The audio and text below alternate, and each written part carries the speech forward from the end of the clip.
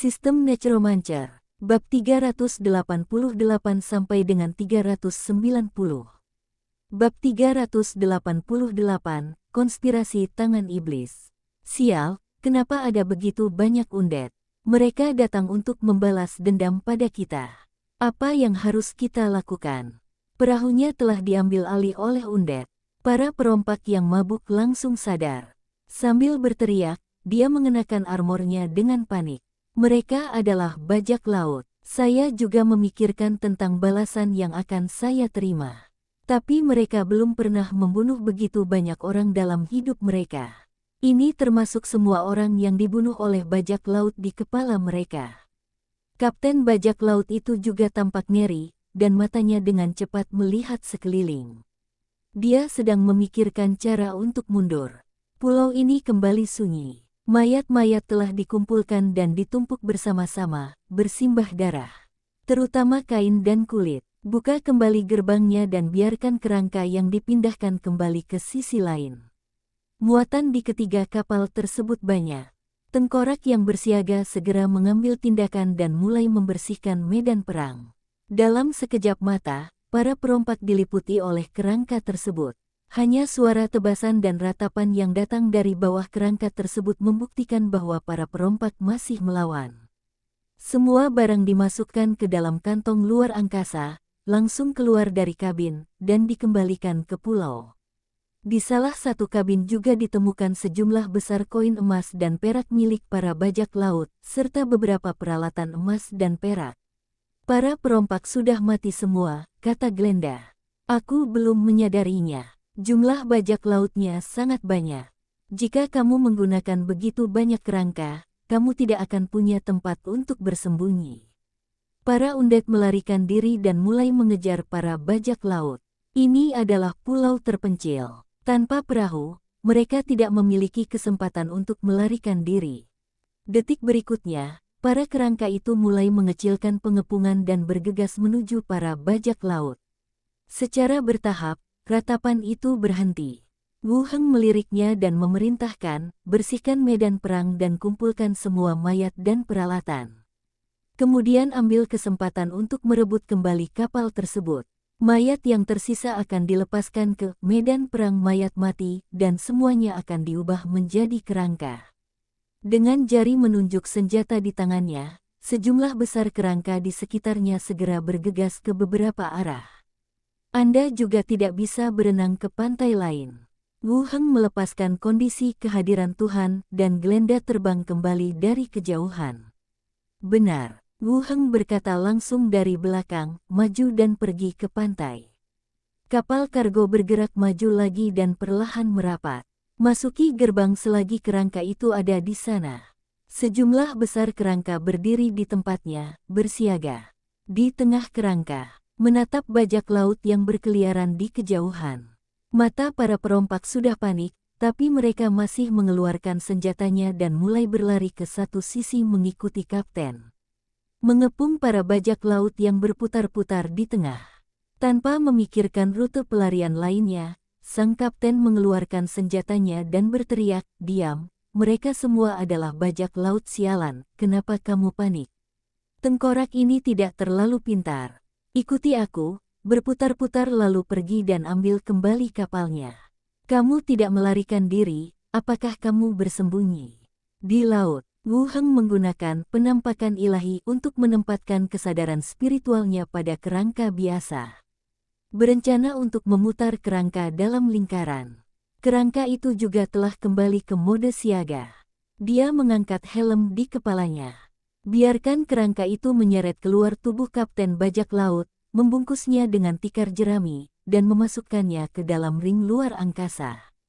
Hore! Wu Heng membawa kerinmu dan Sateret Skull dan menaiki kapal bajak laut di belakang untuk memeriksa barang di dalamnya. Wu Heng mengeluarkan topi konduktor lagi, memanggil kereta hantu, dan mencatat lokasi di bawah kakinya. Kalau lain kali kesini lagi tidak perlu naik perahu, bisa langsung naik kereta hantu untuk sampai.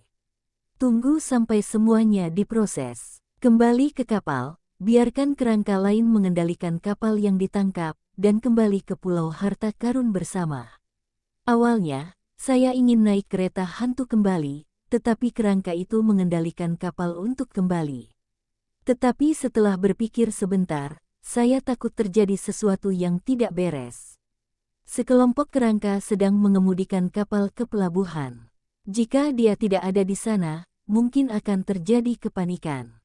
Masalah meninggalkan pulau harus dirahasiakan. Lebih baik berhati-hati. Kembali ke kabin dan berbaring di perahu untuk tidur siang.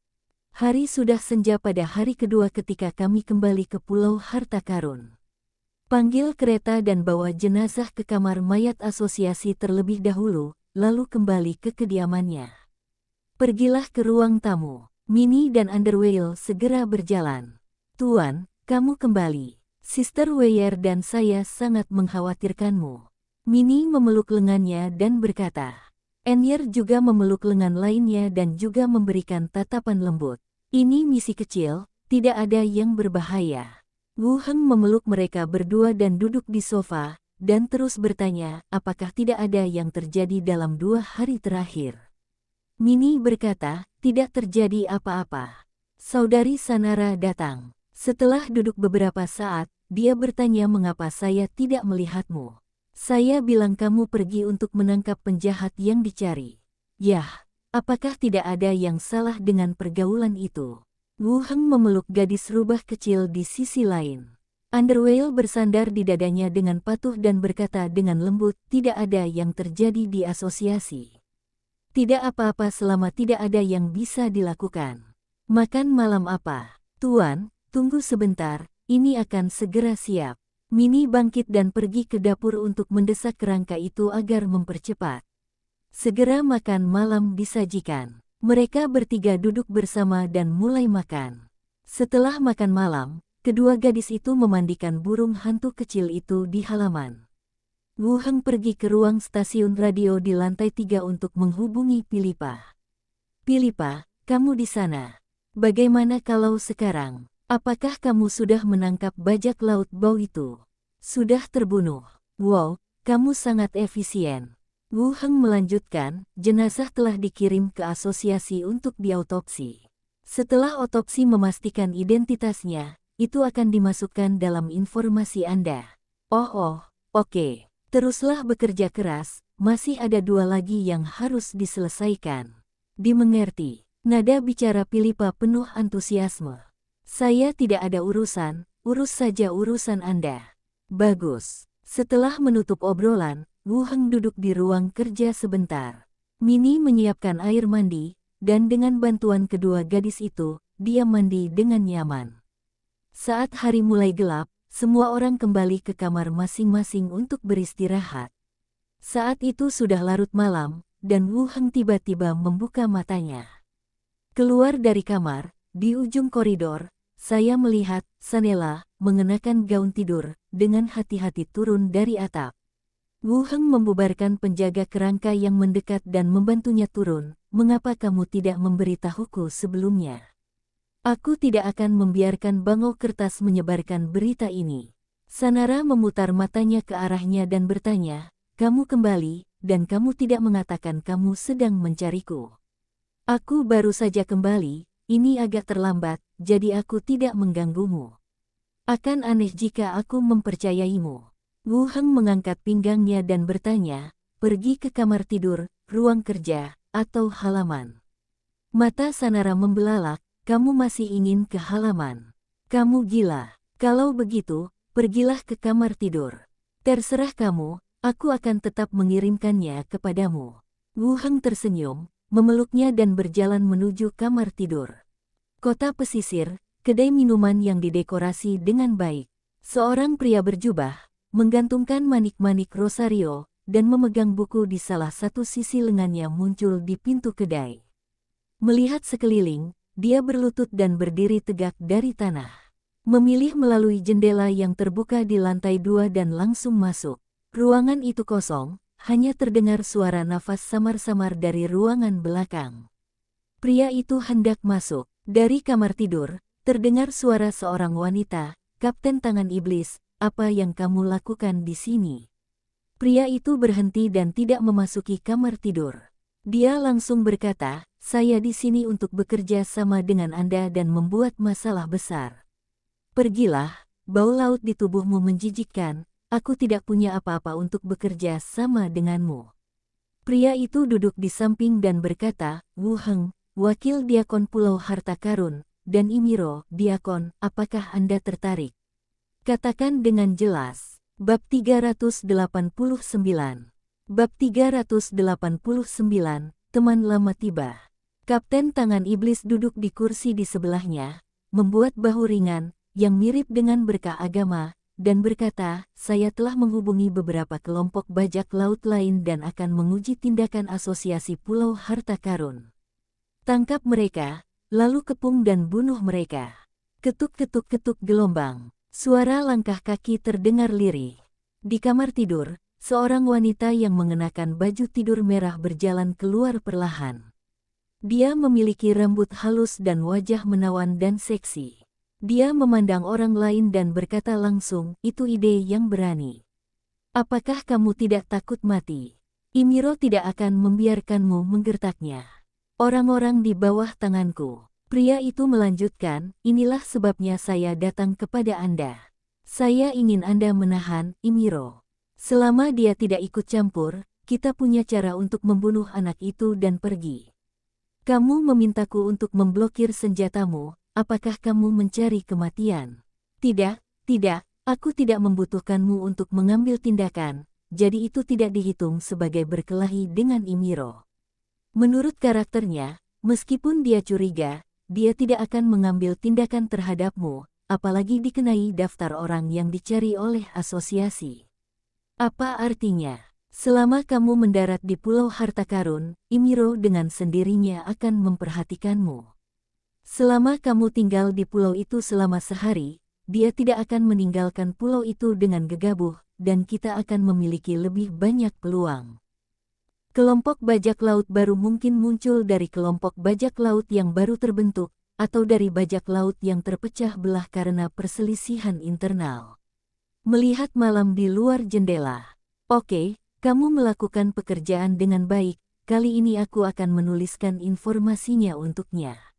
Menghilang di malam hari. Pada saat itu, ada ketukan di pintu.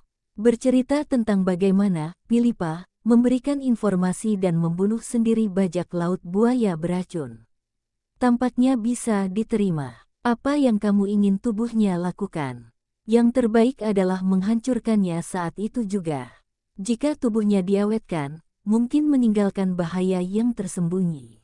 Imiro menunjukkan keterkejutan dan penghargaan atas efisiensi mereka berdua menangkap para perompak. Tindakan Wu Heng berbeda dari yang lain. Bahkan Imiro mengira pihak lain sedang menyelidiki buronan, dan dia berhenti menyebutkan mengapa dia tidak bisa menemui siapapun dan ingin mengambil alih asosiasi.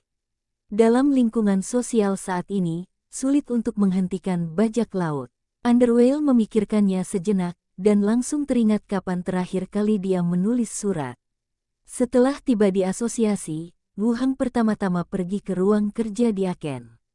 Kembali ke kantor dan ruang belajar Anda. Underwhale sedang menyortir dokumen di ruang belajar. Pria itu menatap lurus ke arahnya, akhirnya menarik napas dalam-dalam dan berkata, oke, kita akan berangkat besok. Saya ingin Anda mencapai Pulau Harta Karun dalam 3 hari. Beberapa pemberitahuan buronan telah dikirim. Pada dasarnya, tim tidak akan dimobilisasi. Mereka tidak akan bertemu selama beberapa hari, dan kemudian membawa kembali jenazah orang yang dicari. Apakah ini ruang belajar wakil diakon Wu Heng? Wanita itu masih menatapnya. Bawakan mayatnya kembali, saya setuju dengan persyaratan Anda. Wanita itu duduk di meja, menuang segelas air untuk dirinya sendiri, dan meminumnya dalam diam.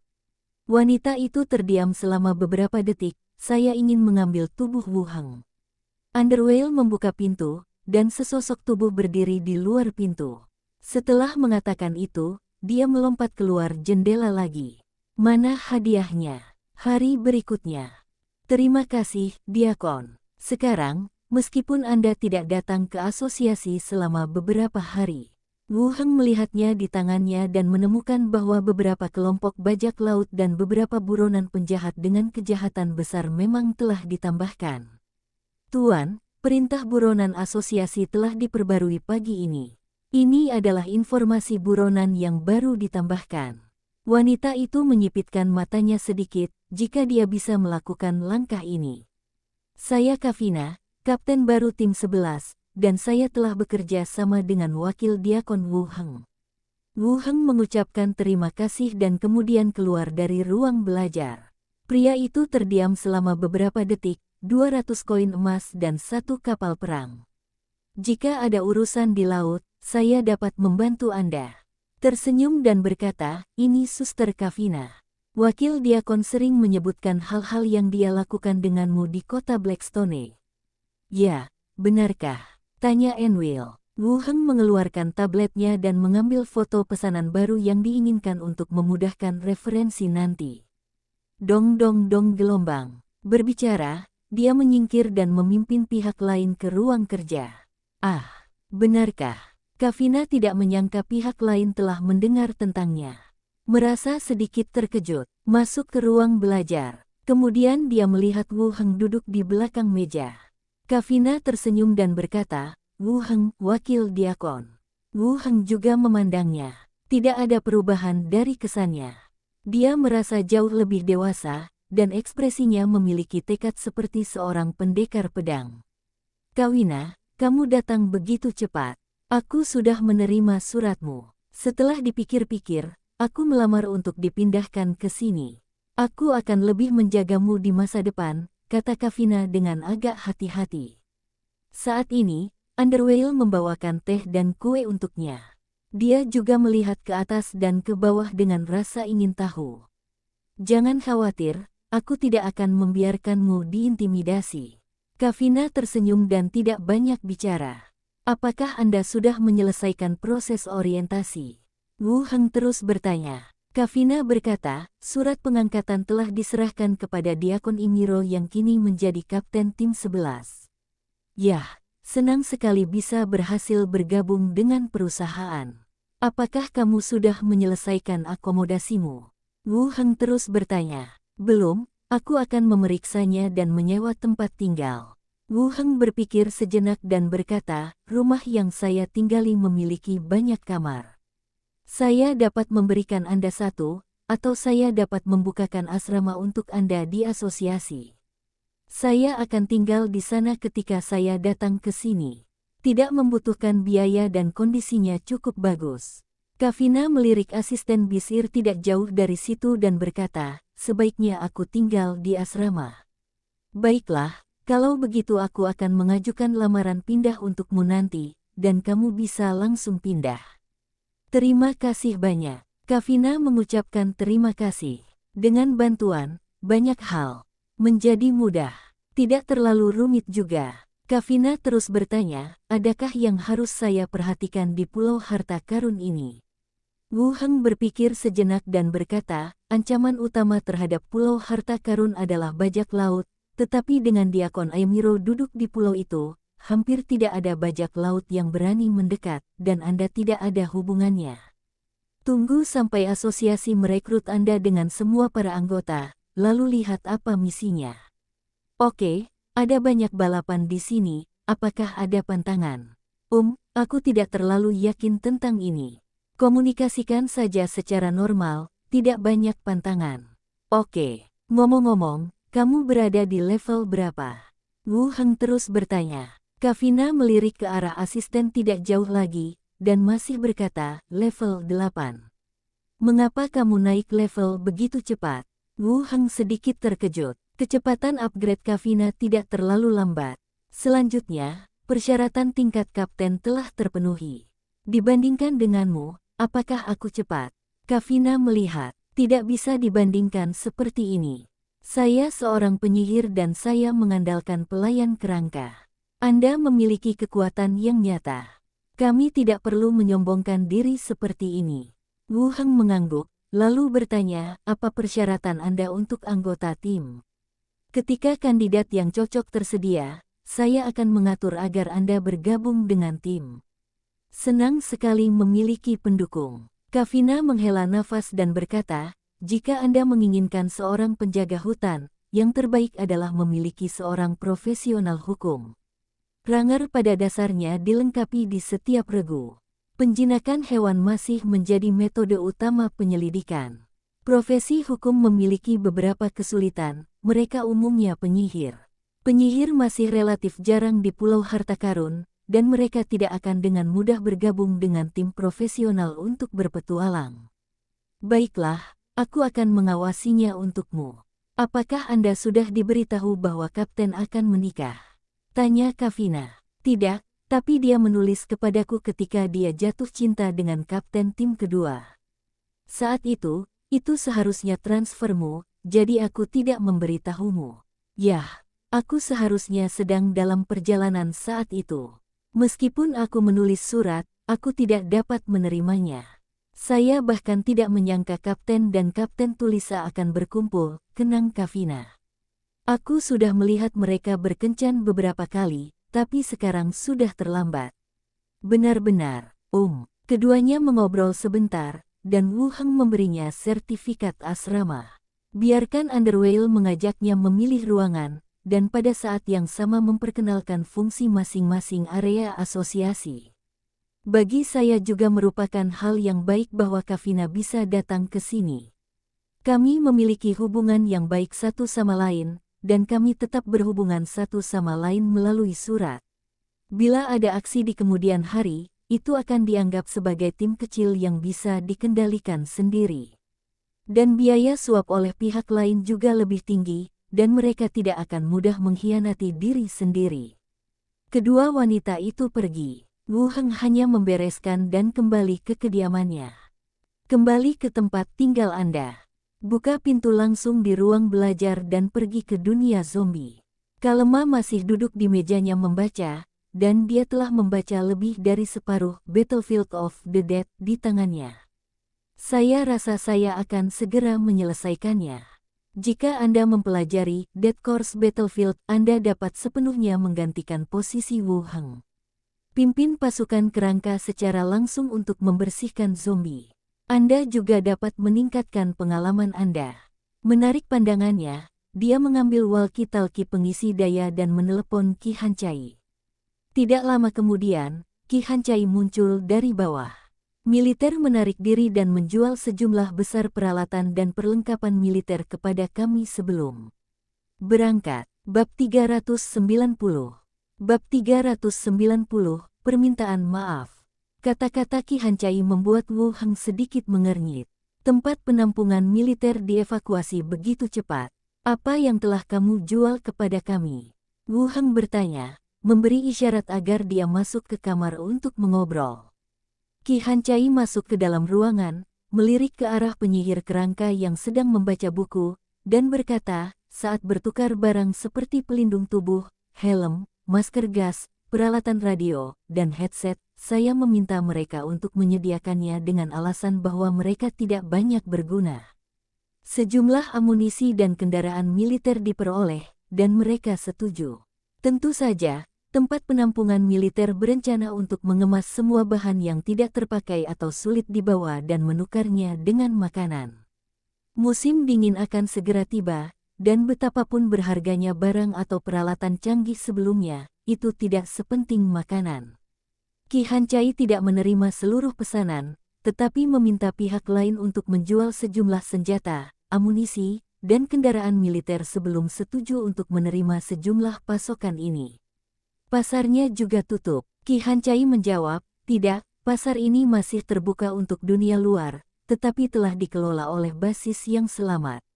Sekarang pasar ini sepenuhnya merupakan pasar perdagangan bebas. Kemudian, dia pergi ke beberapa gudang lain dan mengumpulkan beberapa minuman dan makanan ringan, serta sepeda yang dia kembalikan dari penggerebekan terakhir.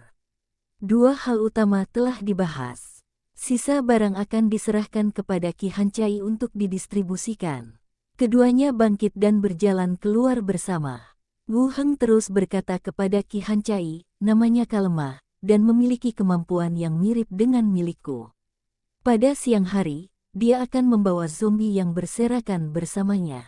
Jika mereka adalah sekelompok zombie, tunggu aku untuk bersihkan mereka. Skeleton mage, kembali lagi. Penyihir kerangka yang sedang membaca buku di samping menoleh dan melihat ke atas. Di halaman belakang mal, 2 kendaraan lapis baja dan beberapa truk militer diparkir. Ayo pergi dan lihat materi yang dipertukarkan. Ki Hancai melirik kerangka itu lagi. Oke. Jika ada bahaya di masa depan, Anda dapat mundur sepenuhnya ke sana. Apakah penjara juga akan ditutup? Butuh waktu lama untuk memulihkan kota sepenuhnya. Yah, banyak tempat penampungan lain bahkan tidak tahu bahwa mereka telah hilang.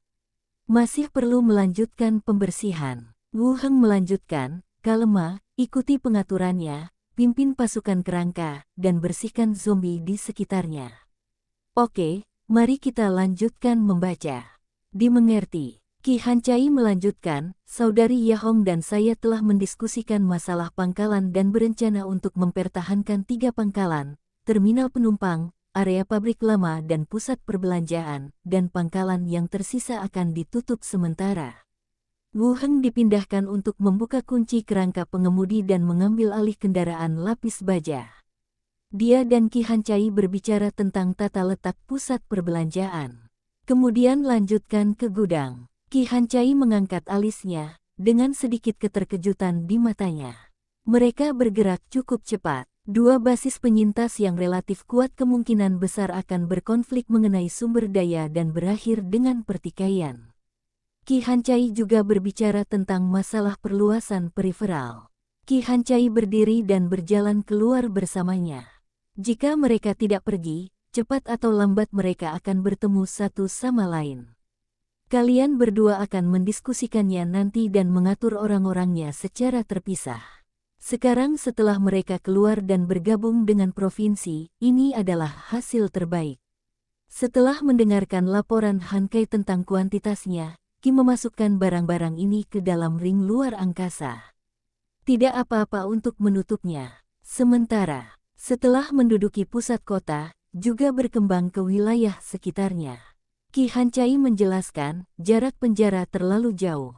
Kami akan menutupnya sementara di musim dingin dan meninggalkan beberapa kerangka untuk menjaganya. Sisanya akan datang ke sini dan kembali pada musim semi untuk mengembangkan ladang di belakang penjara. Gudang tersebut dipenuhi dengan sejumlah besar perbekalan, peralatan militer, instrumen, dan banyak senjata serta amunisi. Bukan sekedar membaca buku, tapi juga mengikuti diri sendiri untuk membersihkan zombie. Ayo pergi saja. Ayo terus kembangkan tempat kita sendiri. Mayat di jalan utama sudah dibersihkan, namun masih banyak zombie di beberapa pemukiman atau jalan cabang kota. Setelah mendengar ini, Wu Heng berpikir sejenak dan berkata, Kalema. Ya, Ki Hancai mengangguk untuk mengungkapkan pemahamannya. Penjara itu seperti benteng kecil. Faktanya, jika dipikir-pikir, evakuasi mereka juga merupakan hasil yang lebih baik bagi Wu Heng. Kerangka yang mengenakan jubah ramping ini tampaknya memiliki status berbeda. Mereka terpisah. Wu Heng juga kembali ke dunia lain.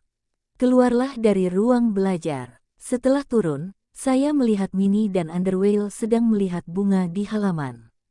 Burung hantu kecil berada di tempat teduh tidak jauh, bersembunyi dari sinar matahari. Minnie, Weyer, Wu Heng melambai. Kedua wanita itu berlari dengan cepat. Ada apa, Tuan? Wu Heng membawa mereka berdua ke ruang terbuka di halaman dan mengeluarkan sepedanya. Minnie melihat sesuatu yang aneh dan berkata dengan ragu, roda, kendaraan. Yah, ini alat perjalanan, izinkan saya menunjukkannya kepada Anda. Wu Heng menaiki sepedanya dan berkeliling di ruang terbuka di halaman. Minnie dan Underwhale keduanya melihatnya dengan heran. Beginilah cara penggunaan 2 roda. Ajari aku, teriak Minnie penuh semangat. Wu Heng keluar dari mobil dan membantunya bangun dengan hati-hati, jaga keseimbangan dan dorong ke depan perlahan. Mobil bergerak maju dengan miring, namun kemampuan belajar Minnie relatif kuat, dan dia dapat terus bergerak maju pada perjalanan pertama. Lap kedua terasa lebih alami, namun badan sedikit kaku. Kemudian, Wu Heng mengeluarkan yang kedua, membantu Enwaya berdiri, dan berkata, hati-hati, angkat ekormu sedikit dan jangan sampai tersangkut di roda. Wajah Underwhale memerah, Tuan, bantu saya bertahan. Baiklah, maju perlahan. Wu Heng menopang mobil itu, lalu mulai berkendara dengan normal, mulai mengelilingi rumah. Mungkin karena hubungan profesionalnya, tapi kedua gadis itu belajar dengan cepat. Keseimbangannya juga terjaga dengan baik, dan secara bertahap saya berkendara lebih cepat. Terdengar suara tawa. Sanara yang berada di sebelah juga mendongak dari ruang belajar dan melihat sepeda yang dikendarai kedua gadis itu.